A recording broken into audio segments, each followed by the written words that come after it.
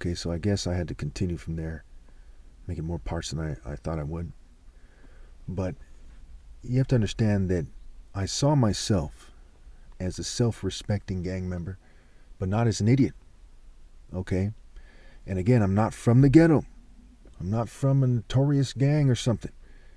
Okay? I moved in certain circles. I made my own group, what have you.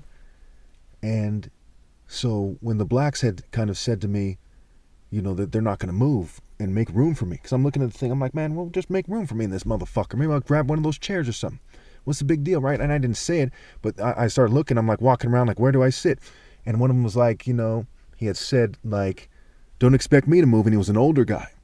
And you could tell by the way that the other ones are looking at me that they're like reinforcing a pecking order or something. And, Santa Cruz is like a beach town, a surfer town, so I wasn't kind of mentally prepared. And even the police officer there, one of them was from San Jose, said he got stabbed by Chris from San Jose from Seven Trees, and I know some of these guys from Seven Trees. I've known them into various capacities before that, and I certainly, after that, I went to, I lived with one of my ex-girlfriends named Rahel in an apartment complex called Ohlone Chinawith Apartments in South San Jose, southern San Jose by Oak Ridge Mall. And there was Seven Tree Crips there, Southside Crips there, what have you, and other gangs as well, elements of other gangs as well. And so, that guy didn't like me. He didn't know my connection to these guys, unless he did, I don't know, because I actually had went to high school with some of these guys who were like family members. And one of these guys was a family member of the Seven Tree guys, right? Who he claimed, and again, I think he made that up. I think some of the things they told me were made up for effect. He claimed stabbed them in an interrogation room. He claimed smuggled a knife into the room. He brought that up, and he said that they stabbed him in the room. And he said, you're going to be surprised that we have our own gangs here. And since I was already acting up in the room because of the mind control and the provocation, the covert drugging, which reduces reservations and inhibitions and makes you inclined to kind of say, what, bitch, kind of thing, right? So, then when I go there, so I'm in this situation, right? It's like the continuity. I'm not thinking what that dude said at the part. I'm thinking, hey, I'm a Crip and I'm not a bitch. And I'm going to kind of find my way through this. But because they've communicated to me that everybody is either against me or in a different camp, okay, I'm not inclined to argue with them about it. I'm not inclined to say, hey, you know what? No, fuck that. You better fucking make some room or whatever. And they were like bigger guys, and the exact seating pattern they had strongly suggested their old lazy asses were not going to get up and make any room. So having to make that split-second decision and not look like a punk and not go out like a punk, that influence. I remember thinking also, I'm like, this is bullshit. And when that guy rang the alarm and said, go over there, I'm like, look, man, fuck all this. You want my fucking bitch? Okay, I'm a motherfucking Crip. Like, I'm going to draw the line eventually. Where I got to find out where you live and kill you later? I'm going to get revenge kind of thing. You see what I'm saying? I wasn't going to go out like that. You see what I'm saying? But again, I'm not a gangster. I'm not a knucklehead. I'm calculating. Okay, motherfuckers were like pushing my buttons. You see, in that whole scenario, the Serranos were actually the least offensive in my mind.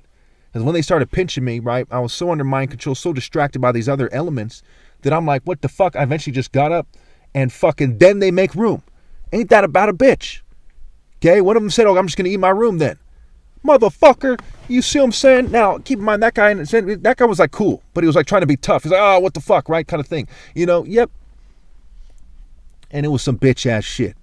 You see what I'm saying? Because what they're supposed to do is say, will they eat there? They're supposed to let me know that there's not enough room there ahead of time, I think, and then say eat on your bunk bed. And it didn't even occur to me that I should eat on the bunk bed. In fact, there was also some confusion of which one was my bed, because when I came with the white guy, yep, he had said, they had said you can't be in the same area with him. So I think I was in limbo. And eventually after that, I get taken up to one of the rooms, and they said, you don't want to be on that area because in case something pops off, that you don't want to be there. You'll thank me later, what have you. And in fact, because of that whole situation, in fact, I think that might have happened before the meal time. Okay, I think that's what happened. Because for whatever reason, I wasn't thinking, hey, I could just sit on my bunk. Like because I was waiting for the room. So I'll tell you later so I didn't have a room. I think that's what happened, right? So fucking, yep. What, I'm supposed to stand there like a dumb fucking asshole? They like gave me no choice if I'm not mistaken here. Okay? And you know what I'm saying? My mentality back then is I'm a Crip. I'm not somebody's bitch. Okay? That was my mentality firmly. Leading up to that situation, I confronted motherfuckers like a straight killer, like a G on these streets and shit. And San Jose, Santa Cruz, Morgan Hill, you name it. I was not going to go out like a motherfucking bitch. That was not going to happen. And again, I'm not a gangster. I don't encourage a gangster life. But you think about it, it pisses you off. You see what I'm saying? And again, I'm really a nice guy. And, I'm the type of guy who gets along with everybody. Okay? But you got to put yourself in my shoes. Even if you don't like me, you don't believe I'm tough or whatever. Okay? Put yourself in my shoes. What would you have done?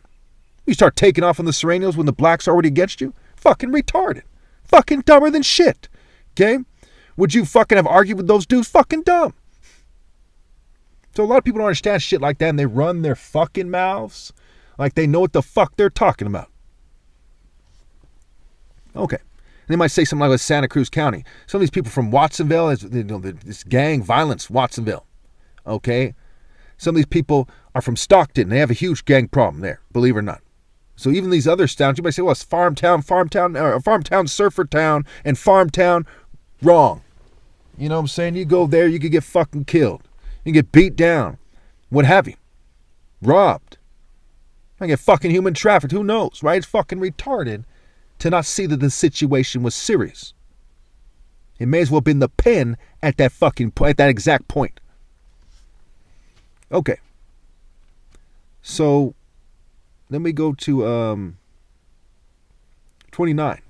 Oh no, that was the table pinch incident. Okay, 30. Oh yeah, I was on the bus, okay, and there was this incident on the bus where, I'm relieved that things just occurred. I was under mind control. So I'm like upset, but I'm like relieved. And then, some Serrano had noticed it. And he said, are you going to write the story of your life? He said, when I come out, I'm going to write the story of my life. Right? He said, I know how it is. And that's all he had said. He was trying to be cool. You see what I'm saying? And, again, for whatever reason, they were trying to be cool with me until the very end. Okay. So for whatever reason, I guess when the other guy came into the cell and they're communicating with each other, saying what's what, okay, this is what happened here. Oh, that's what that happened to do. Trying to figure out who's their enemy, who they got to make a move on, da. My name must have came up, you know what I'm saying? Ain't that about a pain, right? And so again, this memory could be implanted. I have a vague memory where the cop is like saying, get your stuff, they say we're going to roll you up, right? Get your stuff. So sometimes they say roll you up. It's like, we're going to roll you up and you're going to go to PC or something, but they also say roll you up to discharge you or whatever you call it. You see what I'm saying? So I guess I had some kind of mat or something. I don't remember that part. It's fuzzy. And, as I'm getting my stuff, I have to go back to a room to get his stuff. As I come out, there's two Serranos and they look like they're about to make a move on me. But they're not bigger guys. I think the message was, motherfucker, you did something you're not supposed to do, and now you've been warned or whatever the fuck. You see what I'm saying? But I don't know. Okay, that's what I got from it. So they're smaller guys, but they had a certain formation like, hey, we're about to make a move on this guy, which is consistent with any videos you might see about prison fights. They kind of come together in a formation, okay, and about to spring on you, right? So I get released from that motherfucker, and there's no, when I get released, okay, they're saying, okay, you're free to go. My parents said, we're going to be there. They say, we are going to be there. Okay. When I get out there, right? Okay, first of all, oh boy, shout out to the dude working at the counter. He's a bitch ass motherfucker. That kind of shout out, not a cool shout out, right? I don't ever say it that way. It just pisses me off. So I wanted to say it in a way that's kind of, comic relief, but whatever. Okay. Motherfucker was like, okay, there's the door right there. Boom, boom, boom, right? He was an asshole. So I come back in. I said, look, okay, my parents are supposed to be outside. And again, this guy's like, what how's that my problem type of bitch, right? I have a fucking restraining order, okay, that I cannot even be in the city of Santa Cruz. And you are a police officer, okay? So you can advise me of what to fucking do because I don't want to go right back into that fucking place. I just got out that motherfucker. You see what I'm saying? This dude, like, he looks at me like a bitch, okay? Like a bitter, sniveling worm. And he says, well, have a fucking seat. Well, fuck you. I'm try not to break the law here, motherfucker. Do you mind? Shit. You see what I'm saying? Okay. Now, to understand this next part, you've got to understand that I was cool with some of these Serranos while I was locked up there. It wasn't like fucking that incident happened. I'm all pissed off. I'm like, I got to get even with these guys. For whatever reason, I felt that I was in the wrong and that they didn't go too far with it. Some black guys talked to me and they said that they were trying to help me, and I left it at that. I wasn't like, fucking, these guys put hands on me. Fuck that. No, fuck that. Okay, I just said, okay, that's like some kind of, it is what it is, right? So when I get out this motherfucker, at some point I meet some bitch ass motherfucker. Maybe it was before that, but it probably was after that. Okay, again, now he was kind of cool with me, but I say he's a bitch ass motherfucker because he was a skinhead. Okay, I was looking for weed. I didn't quite identify him as a skinhead early on. Once he got close, I'm like, man, he's kind of like, you're asking me. And he kind of made a funny face, what have you. He got in the car, whoop-de-whoop. We go to some kind of trailer place, and they, there's something funny about the weed, but he smokes with me. And I think he even said, hey, there's something funny with the weed, but I'll smoke with you. It's nothing, it's not a big deal, da-da-da-da-da. Okay. And he tells me this story about his friends and a Mexican female named Violet. Now, just because you're a Hispanic or Mexican gentlewoman from Santa Cruz doesn't mean you're a Serena, okay? So that's make that distinction there. So she wasn't when we seen her walking around. He said, her right there. So you can imagine that's going to piss you off more if they tell you a story that would piss you off and you've seen the person. Say, her right there. And he says that they went to a place called Westcliff that I used to go all the time, hang out, what have you. And that they they got her drunk, I guess raped her, run a train on her. I guess she was dating one of the guys. They had some kind of issue or some kind of argument. And so they ran a train on her. They all pissed on her, and then they threw her over the cliff. Now you might think, again, you people might think, hey, why don't you just start taking off on this fucking skinhead immediately? Okay? Part of me wonders why the same, I don't know. Okay? Because, first of all, this dude wasn't there. He said his friends did, not him. Excuse me, his friends and not him. That's one of the reasons. If he said he did it, it would be hard for me not to have a conflict with the dude. To at least kick him out the car or something. It'd be hard for me not to deal with that in some manner. Because I abhor rape. I abhor the thought of that story where, her name is even Violet, according to him. And it's like the word violate. And, of course, you get the violator. And I've been in Norteño's house one time. He collected figurines and stuff like that. I sold them or something. And he had the violator there. And I seen another dude, another Norteño I hang out before with, and he had a 14 and he had some kind of clown tattoo and so on and so forth. So these things pieced together like jigsaw puzzle. Some of this might be a coincidence. Half of it might be a coincidence. But I'll tell you for fucking sure that all of it is not a coincidence. They have some kind of technology that fucking groups people together a certain way, and they talk about synchronicity with a thong. It's some bitch-ass magic card bullshit. Some circus gypsy bullshit. No offense to the gypsies, but it's bullshit. Okay.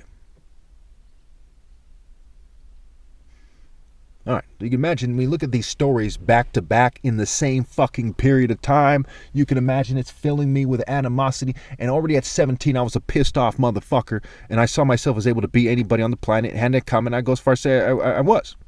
Because I was very proficient. I thought a certain way, a very sharp way about me, very sharp look in my eyes. I knew how to work the angles. I knew how to beat anyone at sparring. I corrected all my mistakes at sparring. By then, I was on point. I was a straight killer. Okay?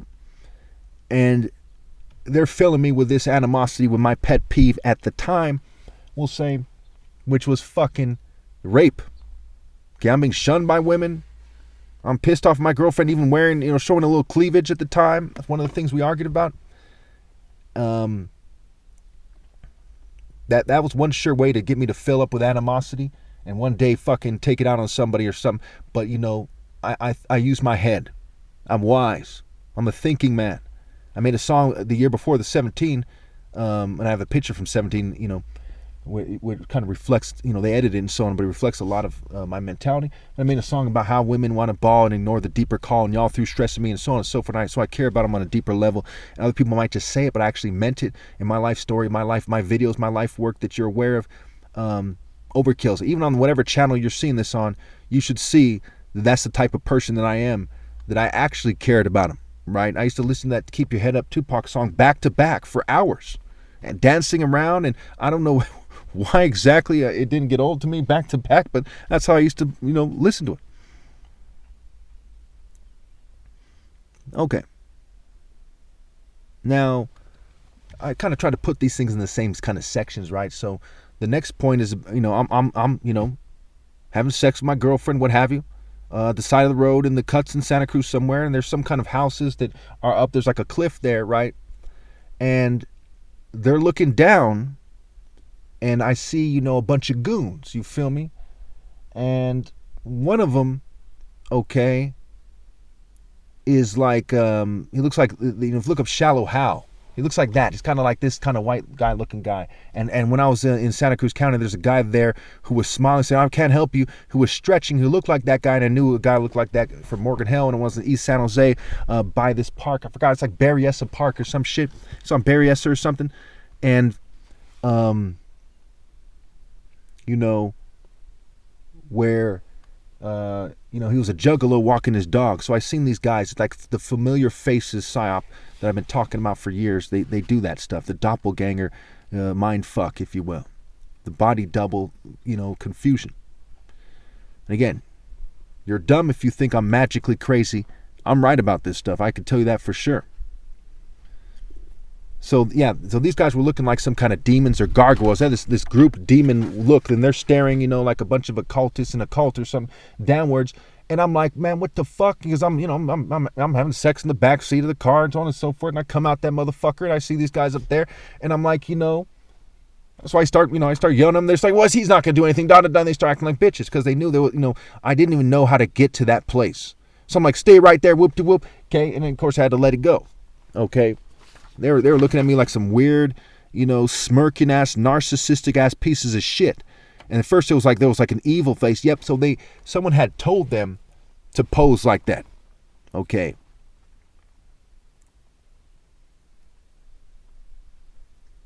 Now I wish I could say this in a different manner, right? In terms of my tone, my manner of speaking, but I'm fumed and so on and so forth.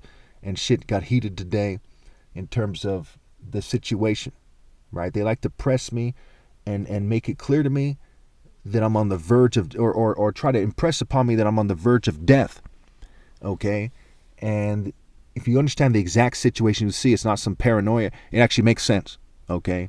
They're viewing me a certain way. The things are going a certain way. They're yesterday I almost went blind again or whatever. You know, I was seeing spots, right? My vision was very messed up. That's something they do a lot. They do things a certain way to kind of try to force me to take matters into my own hands. Maybe they're trying to get me to kill myself, or trying to get me to, you know, drive, you know, move around. So I'm still on the verge of taking off today, but I was told some stuff that makes it so I might not take off yet, even though there's a lot of things that suggest that they're trying to keep me here. But again, you know, spend $200 a night on a hotel that's not like a shabby $130 a night hotel or something. It's not something anybody's a big fan of, but I got to try to go out there and kind of make my last attempt to kind of reason with people, because I'm the son of God and this is the end. And they have no viable counterargument. I've made hundreds and hundreds of videos about this, and I've posted on different sites about this. They have no viable counterargument.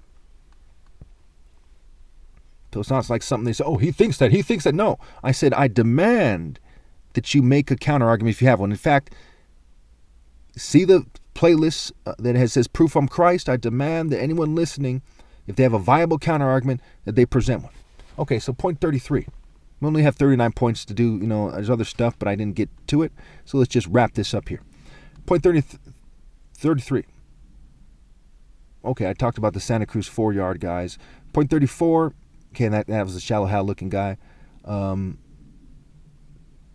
white former SGPT officer, he says he's now serving in Santa Cruz. That's the guy who said that, you know, he seemed like he's connected to these other guys as well. When I was in county, the white guys there, one of them was a Russian, probably Russian mafia guy or something, you know, hitman or lower level guy. The other one was like a guy who said he made a movie and that his neighbors called the cops on him. Or excuse me. What he said was, let me get this accurate here. He said that he was a drug dealer and he had guns and drugs on his table. His neighbor came in, he said he's making a movie, and the guy didn't believe him and called the cops on him, and that's how he ended up in county. Could be bullshit, maybe raped a chick, I don't know, but that's what I was told. Okay. And there was some homeless guy who was doing bad, and there was a gay. So there's actually 4 guys, and one of them got transferred out when I got in there. I tried to talk to him and try to be cool with him, and he said, keep an eye on this guy, and there was a lot of funny business there, right? Okay, 36. And keep in mind, the officer had pointed out that a lot of people, thugs and otherwise, when they go to county jail in Santa Cruz, they're surprised because you think, hey, this is the boardwalk. It's some drugs here. It's some you know, DUI guys. It's some domestic. It's not really a serious cell block, but it actually is serious. And they also temporarily hold inmates who are on their way to the pen for various reasons. maybe being transferred across the state. Various reasons they end up there, and it creates quite the mix. Okay, so then there's this story. Man, this story is like, this I think that is the hardest thing for you to believe. This is point 36. So when I was, again, I was having sex with my girlfriend in the cuts, and we didn't have some place to go. I was 19, we were young, and I'm in the cuts. It's dark, okay. When we got there was no other cars there, no other vehicles there. So I think I have two memories of. One is that the headlights are what got my attention. I see headlights. I'm like, man, what the fuck? And then they turn off. I'm like, what the fuck? You see us parked here. How the fuck you going to park behind us when it's pitch black out that motherfucker? No street lights, okay? And you see that we're there first. You see we're parked here. It's like a famous makeout spot or something, right? It's a common makeout spot, right? And, so I'm like, man, that's disturbing. So I say, hey, put on your clothes as fast as you can. I put on a shirt or something. I have my boxers on or something. I hop into the front seat or whatever. Okay. And I make sure the doors are locked out of I'm like, I don't know if this motherfucker going to shoot us or what. Okay. So, as I turn on my headlights and I do that little 180 turn, to turn out that motherfucker. It was like a half circle turn or whatever. And I turn a little bit more than that to shine the lights into the car. You know what I see? The problem is I don't see fucking anybody. Motherfucker either ducked down or had opened his car door and crept out in the pitch dark. Okay. So I'm fucking, the road was such that you couldn't go like 60 miles an hour or something, there's potholes, so on and so forth. So I'm going pretty fast. I'm out that motherfucker. You see what I'm saying? I'm not a coward, pussy, pushover, whatever. But I'm not going to fuck around with that kind of shit that white people in horror movies get killed for. Fuck all that shit. You see what I'm saying? Okay. And do I think it was some supernatural shit? No, I think it was some psyop bitch ass fucking shit. You see what I'm saying? Point number 37. Well, I talked about the holding tank, the guy, the drug dealer guy seen on the streets, what have you. He also resembled this guy who sold weed at a cannabis club in San Jose. Point number 38. No, that's pretty much covers it. We'll leave it at 37. Thank you. Really quickly, I wanted to remind you that I'm not a gangster. I don't promote gang violence and gang activity. And one police officer, I forgot to mention that he brought up that I wouldn't like the way the Crips treat females, because the nature of the offense that I was being accused of at the time had to do with gang-related activity, gang mentality, serious gang-related crime. But it was a misunderstanding, okay? And I'm tempted to tell you what it's about, but I want to confuse the other issues. Again, I have no history of violence. It didn't have to do with me shooting people, stabbing people, none of this stuff, right? Assaulting people, okay? It was, nonetheless, it was a serious crime, serious misunderstanding. I had to get all cleared up and I have no criminal record and so on and so forth. Also, I don't think that people should be racist. I don't think that they should look at things in terms of, being a tough racial person or something. Now, when I was sitting at the table, the other people's table, they, again, some places I've seen where the tables are mixed, like you get half of one table, the other race gets half of the other table if there's not enough tables. So they didn't tell me about the rules. And so there was also a rule about working out. I forgot to bring up, there was like a dip bar, and they said the rules are that no one's allowed to work out but a certain Sereno who was given that order by the Mexican mafia, and people respected that order and so on and so forth, right? And for whatever reason, that was the rule. There was no talking about gangs was the rule, and I broke the no working out rule on a fluke. I didn't know, and I broke the talking to the other races rule. And I broke this table when I sat at the table. And the gang thing, I asked people about gang issues. And, so I was being told after the fact that, hey, you can't do that. You can't do that. You can't do that, right? And that was rather unfortunate, you know what I'm saying? And that was part of, like, the setup. Now, again, I'm not mad at people who were there. Whatever the righteous man should feel about these issues is what I feel, I'm mature. I'm 42 years old. I'll be 43 years old soon. I hope everyone does the right thing. I don't want you to get from this story any kind of racial supremacy or any racial animosity. I ask you all to take a deep breath. If you feel anything like that, let it go. It's stupid. I wanted people to discuss things in terms of, the martial code. When is it logical to fight with people? What's worth fighting for? I said historically in my videos, if it's worth fighting for, it's worth killing for. Not because I want people to go around killing people, but because I want people to see that, you shouldn't be fighting with people about things. You know what I'm saying? You should be squashing it and moving masterfully. If the time really calls for it, and that's what really is the right thing to do, the morally precise thing to do, then do what you got to do. But that's my stance on it. I'd love to hear what people have to say about it. Feel free to weigh in. Okay.